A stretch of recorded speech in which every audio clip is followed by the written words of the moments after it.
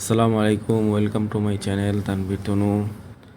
আজকে সকালবেলা খুবই সুন্দর একটা সকাল, যে আজকে কোনো রোদের তীব্রতা একটু কম, বৃষ্টির একটা ভাব আছে। তো চিন্তা করলাম আজকে একটু বের হই, কারণ বেশ কয়েকদিন ধরে বাসায় থাকতে থাকতে কেমন যেন নিজের কাছে খুব বোর্ড লাগছিল। তো এক বন্ধুকে ফোন দিলাম, বন্ধু বলল যে সে বসিলাতে আছে। তো বললাম যে তাহলে তুমি থাকো, আমি আসতেছি। সেই হিসেবে রওনা দেওয়া। তো মোহাম্মদপুর বাস স্ট্যান্ড থেকে রওনা দিলাম। তো মোহাম্মদপুর পার হয়ে মোটামুটি আগে এগিয়ে যাচ্ছি। তো বন্ধু আমার পূবালী ব্যাংকে জব করে, ব্যাংকার মানুষ। তো ভালোই মজা করি আমরা একসাথে, আমি ইউনিভার্সিটির বন্ধু, আমরা একসাথে। ও হচ্ছে ম্যানেজমেন্ট ডিপার্টমেন্টের, আমি ছিলাম অ্যাকাউন্টিং ডিপার্টমেন্টের। দুই বন্ধুর প্রায় দেখা হবে অনেক দিন পরে। মাঝখানে একদিন হয়তো শর্ট টাইমের জন্য দেখা হয়েছিল, আজকে অনেক দিন পরে দেখা হবে। তো এই আমরা নর্মালি কী হবে, দেখা হলে আমরা ওই স্মৃতি নিয়েই চিন্তা কথাবার্তা বলি, অফিস নিয়ে কথাবার্তা বলবো হয়তো, রাস্তাঘাট চলাচল এগুলো নিয়ে কথাবার্তা হয় আমাদের। আমরা অ্যাকচুয়ালি এখানে গিয়েছিলাম আজকে, আমি বসিলা যাওয়ার পরে ওর সাথে কিছুক্ষণ একটা চায়ের দোকানে আড্ডা দেওয়ার পরে বললো যে নদীর পাড়ে যাবি কি না। পরে বললাম যে চল, নদীর পাড়ে হলে তারও ভালো হয়। পরে দুজন মিলে নদীর পাড়ের দিকে গেলাম, ঘুরলাম ফিরলাম, নদীর পাড়ে বসেছিলাম অনেকক্ষণ। বাস মনে হলো রিফ্রেশ হয়ে ফেরত আসলাম। সামনের এই সিএনজিটাকে মনে হচ্ছে চাপ দিবে দিবে দিবে দিবে দিবে আমাকে মনে হচ্ছে, বাস মাশাল্লাহ সেটা চাপ দিয়ে দিল আমাকে।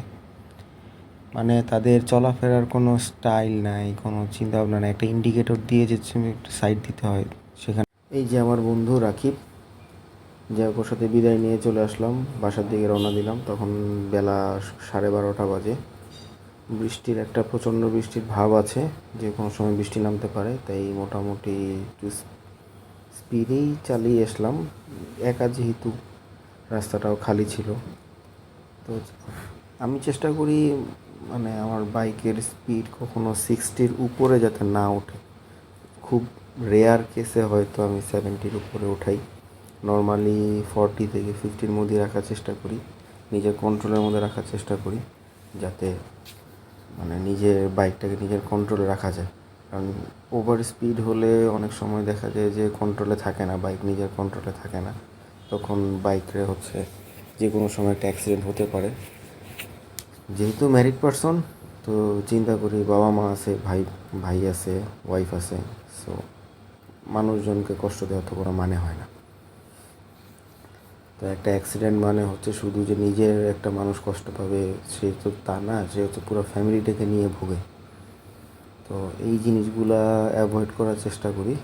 তো সেফলি রাইড করি, চিন্তা করি যে 2 মিনিট পরে যাব বা 10 মিনিট পরে যাব, কিন্তু যে তাড়াহুড়া করি না। এটা আমি যখন আগে সাইকেল চালাতাম তখনও আমি এরকম চিন্তা ভাবনা করে চালাতাম যে আমি আস্তে ধীরে যাই, একটা সিগন্যাল মিস হলে হলো, 10 মিনিট সিগন্যালে বসে থাকলাম সমস্যা নেই। কিন্তু উড়োধুরো চালিয়ে আমি একদম নিজের ক্ষতি করে চালানোটা আমি পছন্দ করি না, বা আমি কখনো চালিও নি। এই বাইক কেনার পরও আমি সেই জিনিসটাই মেনটেন করার চেষ্টা করতেছি, আল্লাহ ভরসা। মোহাম্মদপুরের কাছাকাছি চলে আসছি, মোটামুটি আমার বাসার কাছাকাছি চলে আসছি। তো এখন হচ্ছে বাসার দিকেই যাব, দেখা যাক, আল্লাহ ভরসা।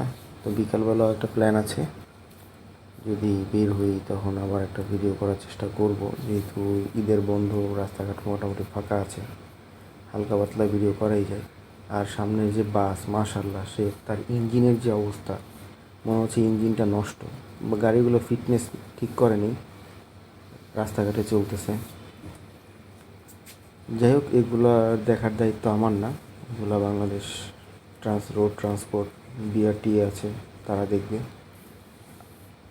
আমার কাছে খারাপ লাগে যে পরিবেশটা দূষিত হচ্ছে। যাই হোক, আপাতত ভিডিওটা এই পর্যন্তই। আল্লাহ হাফেজ।